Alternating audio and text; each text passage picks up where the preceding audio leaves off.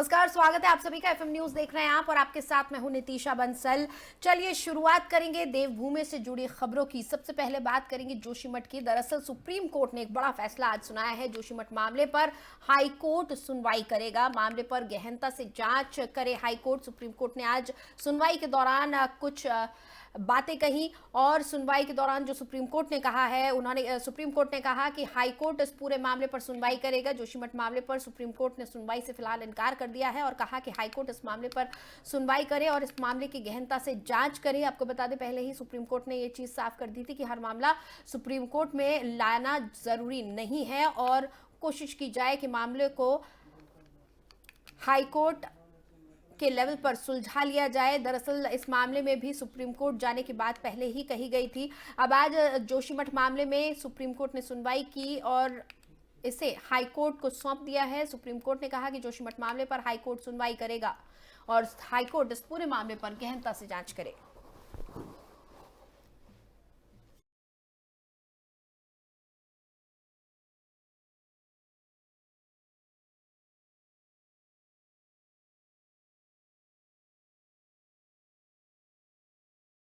आगे बढ़ेंगे। शिक्षा, स्वास्थ्य और सहकारिता मंत्री धन सिंह रावत ने रविवार देर शाम कर्णप्रयाग के बहुगुणा नगर में भूधसाव क्षेत्र का निरीक्षण किया और प्रभावितों को हर संभव मदद का भरोसा दिया।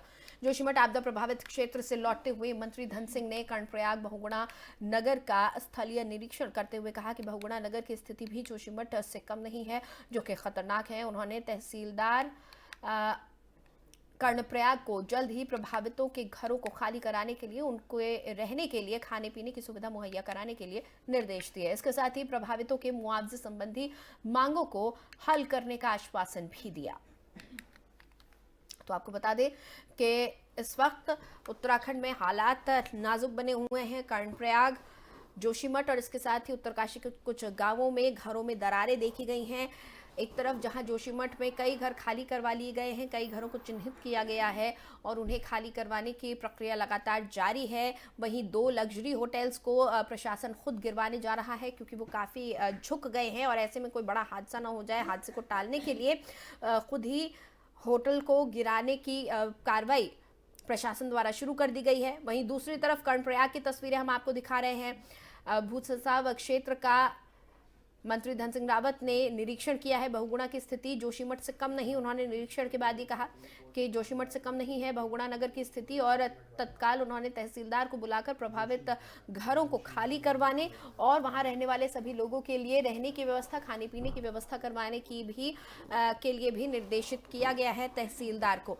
तस्वीरें हम आपको दिखा रहे हैं, आप देख सकते हैं दीवारों में कितनी बड़ी बड़ी दरारें कर्णप्रयाग के बहुगुणा नगर में देखी गई हैं और इसी तरह की दरारों के साथ शुरुआत जोशीमठ में भी हुई थी, जो तस्वीरें सामने आई थी।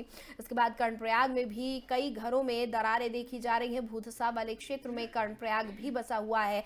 ये पूरा जो इलाका है ये भूधसाव और भूस्खलन वाला इलाका है।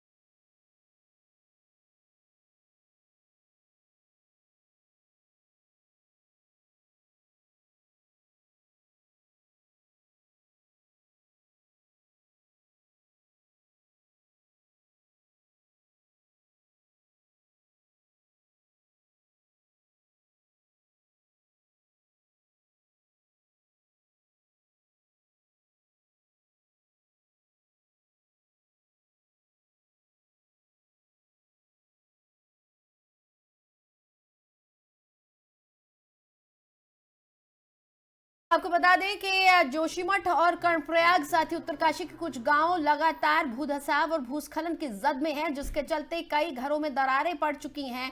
एक तरफ जोशीमठ में तमाम घरों को खाली करवाया जा रहा है, वहीं दूसरी तरफ कर्णप्रयाग में भी अब ऐसी ही तस्वीर देखने को मिल रही है। कर्णप्रयाग में कई घरों में दरारें पड़ गई हैं और आपको बता दें कि मंत्री धन सिंह रावत ने बीती रात कर्णप्रयाग में बहुगुणा नगर का निरीक्षण किया। यहां जब वो पहुंचे तो उन्होंने देखा जो प्रभावित घर है उनमें बड़ी बड़ी दरारें आ चुकी हैं और इसके बाद तत्काल प्रभाव से तहसीलदार को बुलाकर निरीक्षण के बाद आदेश दिए गए कि सभी प्रभावित घरों को खाली करवाया जाए और जो लोग हैं उनके रहने की खाने पीने की व्यवस्था की जाए।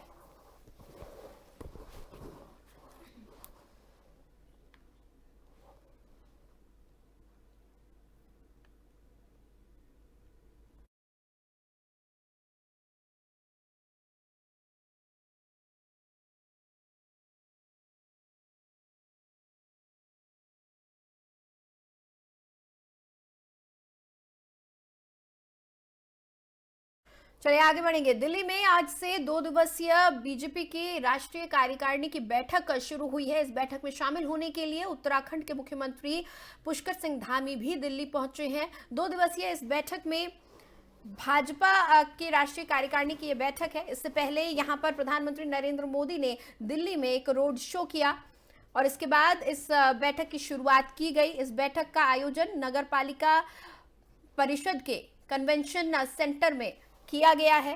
आपको बता दें कि इस बैठक में शामिल होने के लिए उत्तराखंड के मुख्यमंत्री पुष्कर सिंह धामी भी यहां पर पहुंचे हैं। 2024 के लोकसभा चुनावों के मद्देनजर इसी बैठक के दौरान रोड मैप तैयार किया जाएगा। इसके साथ ही अंदेशा है कि बीजेपी के राष्ट्रीय अध्यक्ष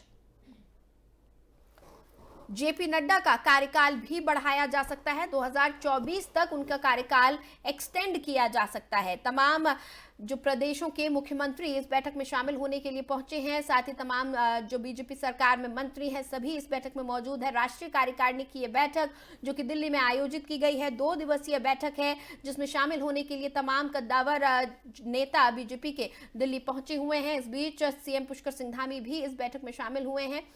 इस बैठक की शुरुआत प्रधानमंत्री नरेंद्र मोदी द्वारा दीप प्रज्वलित करके हुई थी और इससे पहले बीजेपी ने एक रोड शो का भी आयोजन किया। प्रधानमंत्री नरेंद्र मोदी ने दिल्ली की सड़कों पर एक रोड शो किया जो कि करीब आधा किलोमीटर का बताया जा रहा है। 500 मीटर का ये रोड शो था और अचानक ये रोड शो करवाया गया था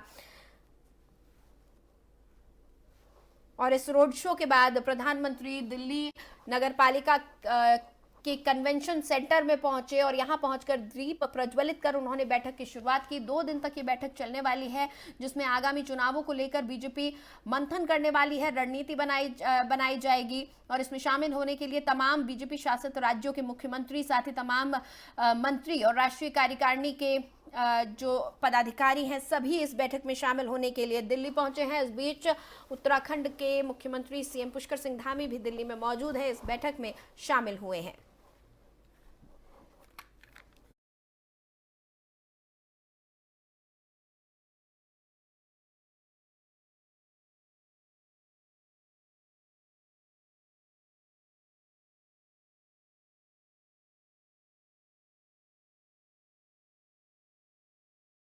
आगे बढ़ेंगे। मुनस्यारी के सामुदायिक स्वास्थ्य केंद्र में अल्ट्रासाउंड मशीन होने के बाद भी लंबे समय से लोगों को सुविधा नहीं मिल पा रही है। आपको बता दें कि विकासखंड मुनस्यारी के सामुदायिक स्वास्थ्य केंद्र में अल्ट्रासाउंड मशीन होने के बाद भी लोगों को अल्ट्रासाउंड कराने के लिए मुनस्यारी से 129 किलोमीटर की दूरी तय कर जिला मुख्यालय जाना पड़ता है और इसके बाद लोगों को सुविधा मिल पाती है। मुनस्यारी की अगर हम बात करें तो काफ़ी हाई ऑल्टीट्यूड पर स्थित एक पहाड़ी क्षेत्र है, जहां पर लोगों को काफ़ी दिक्कतों का सामना करना पड़ रहा है। मुनस्यारी में एक सामुदायिक स्वास्थ्य केंद्र बनाया जरूर गया है और यहाँ पर तमाम सुविधाएं मुहैया भी करवाई गई हैं, लेकिन इसके बावजूद लोगों को उसका लाभ नहीं मिल पा रहा है।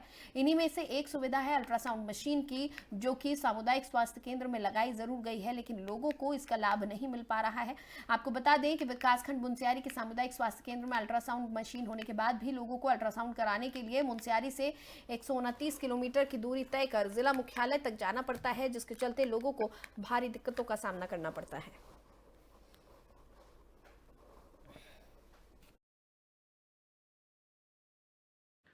सीएससी मुंशियारी में अल्ट्रासाउंड मशीन तो है, लेकिन यहाँ रेडियोलॉजिस्ट डॉक्टर ना होने की वजह से अल्ट्रासाउंड मशीन की सुविधा अभी यहाँ के लोगों को नहीं मिल पा रही है। जैसे ही रेडियोलॉजिस्ट डॉक्टर यहाँ अगर नियुक्त होते हैं कोई भी, तो वो दोबारा से संचालित होगी। सीएससी मुंशियारी में अल्ट्रासाउंड मशीन तो है, लेकिन यहाँ रेडियोलॉजिस्ट डॉक्टर ना होने की वजह से अल्ट्रासाउंड मशीन की सुविधा अभी यहाँ के लोगों को नहीं मिल पा रही है। जैसे ही रेडियोलॉजिस्ट डॉक्टर यहाँ अगर नियुक्त होते हैं कोई भी, तो वो दोबारा से संचालित होगी। सीएससी मुंशियारी में अल्ट्रासाउंड मशीन। इधर सितारगंज महाराणा प्रताप चौक पर जायडस वेलनेस कंपनी के वर्करों ने प्रोटेस्ट किया है। प्रोटेस्ट वर्करों का कहना है कि 7 महीनों से वो अपनी मांगों को लेकर जगह जगह घूम रहे हैं, लेकिन उनकी मांगे अभी तक पूरी नहीं हुई हैं। सहयोग में बैठे सितारगंज नगर पालिका चेयरमैन हरीश दुबे ने महाराणा प्रताप की प्रतिमा का माल्यार्पण कर प्रोटेस्ट में सहयोग करते हुए कहा कि वो हर तरह से साथ हैं। आज देखा जाए तो इस कंपनी ने 1200 वर्करों के परिवार को रोड पर ला दिया है। इनके सहयोग से वो हर तरीके से लगे रहेंगे और इनको हक दिलाकर ही रहेंगे। वहीं उपस्थित वर्करों ने भी बताया कि 7 महीने से अपनी मांगों को लेकर चल रहे हैं, लेकिन सरकार सोई हुई है और किसी भी तरह की कोई सुनवाई नहीं हो रही है। जब तक उनकी मांगे पूरी नहीं होंगी, तब तक इसी तरीके से धरना प्रदर्शन करते रहेंगे।